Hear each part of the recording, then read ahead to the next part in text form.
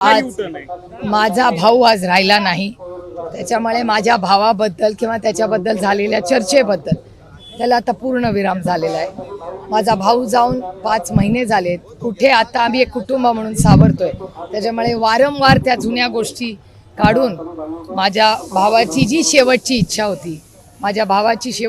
होती की हे दोन्ही पक्ष एकत्र येऊन गुणागोविंदाने सगळ्यांनी राज्याची आणि देशाची सेवा करावी, ही माझ्या भावाची शेवटची इच्छा होती।